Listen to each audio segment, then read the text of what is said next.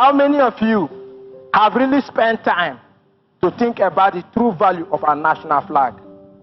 How many of you believe that the Nigeria we have today provides you and I the enabling environment we need to attain the success we dream of and become agents of hope to the coming generations?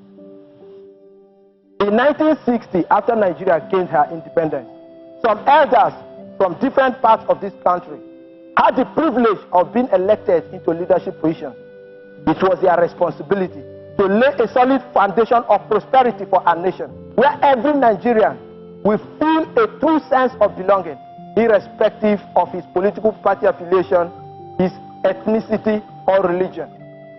But instead of being loyal to the nation they have been elected to lead, some of our elders chose to be loyal more to their ethnic groups. Between the year 1961 and 1965, census figures were manipulated to favor a particular ethnic group. Several agitations from minority groups for an inclusive leadership were totally ignored. The main opposition parties, which would have been the pivot of a true democratic Nigeria, were suppressed, and the leaders of these opposition parties were sentenced to different terms in jail. In this country, we had an election that was so marred by irregularities.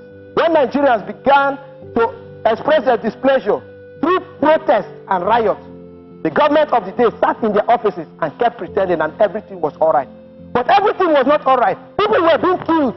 Houses were being burned. Property worth millions were wasted in the streets.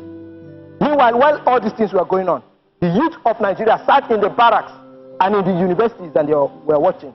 They were hoping that somehow the elders will come to their senses and put national interest ahead. But when it became so obvious that even the blind could see that our young nation was heading to an impending damnation, the youth had to step in. As it has always happened in every generation, that when the older generation fails to solve the problem of their people, the younger generation always takes it upon itself to attempt to solve this problem. When they came in, their goals were clearly stated, their motives were pure, but their method was totally wrong. They ended up staging a revolution that some of our elders were killed in a bloody coup. Because of the deaths that this revolution caused, there were a series of reactions and riots in the streets of Nigeria. Houses were being burned, people were massacred, and finally our beloved nation was thrown into a bloody civil war. The most gruesome civil war that this part of the world had ever witnessed. During the war, women were raped, children were maimed, youth died. Our streets were littered with the dead bodies of Nigeria. Some people were buried in mass graves without identity. It is on record that about 100,000 Nigerians died as military casualties, and between 500,000 to 2 million of our people died of starvation. The streets of Nigeria were littered with the dead bodies of Nigeria so that our flag will keep standing. But it's so sad that today, 5 decades after they paid the ultimate price, 5 decades after, we boast of having a country that has been described as the worst place in the entire world to give birth to a child. Today, it has been described that half of our population lives in extreme poverty. People that cannot make $2 a day, $2 to eat food. Today in Nigeria, we have an educational system that keeps on pumping out thousands and thousands of our young people to the street as job seekers, all of them without hope of ever finding a job in this country. And today, we boast of having an electoral system and politics that is so based on empty promises made during campaigns without the commitment of ensuring that these promises are being met. Now, I considered, what role do the youth of Nigeria have to play to change the narrative? I found out that our youth have been confined to the background and given a permanent office called the leaders of tomorrow. But during my findings, I find out that children are the leaders of tomorrow. And youth have been given physical strength, the power of vision, ideas, and creative dreams to be the leaders of today. The youth are the leaders of today. Go to Europe, go to Asia, go to America, go to Australia and other parts of the world. Young people are captains of industries.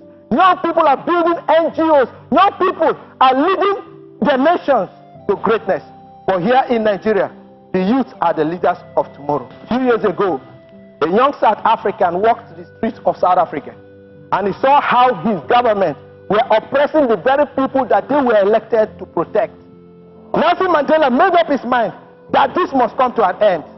And with the collaboration of other young people and other elders, he fought and paid the ultimate price. And you and I are witnesses that apartheid finally came to an end. In America, a young reverend by the name Martin Luther King Jr.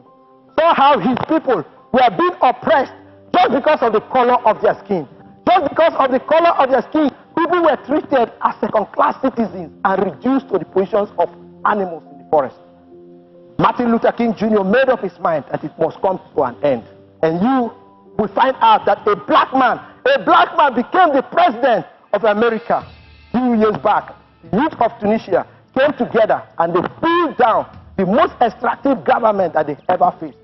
And in 2011, the youth of Egypt came together and they built a new nation for themselves. They brought down the extractive government and tried to build a new one that they will be proud of. All these are to point to you that when young people choose to forget their personal interests and seek national goals and objectives, yes, the society will be blessed. And today in Nigeria, I see something new coming. The creator of the heaven and the earth has not left Nigeria without hope. And he has put this hope of Nigeria in the hands of ordinary people in the streets, in the hands of the children of the poor in the universities. I see a group of Nigerian young people meet in groups of 10, of 20, and of 30s, and they have made up their minds that they will no longer graduate and go to the streets and look for jobs that will not exist.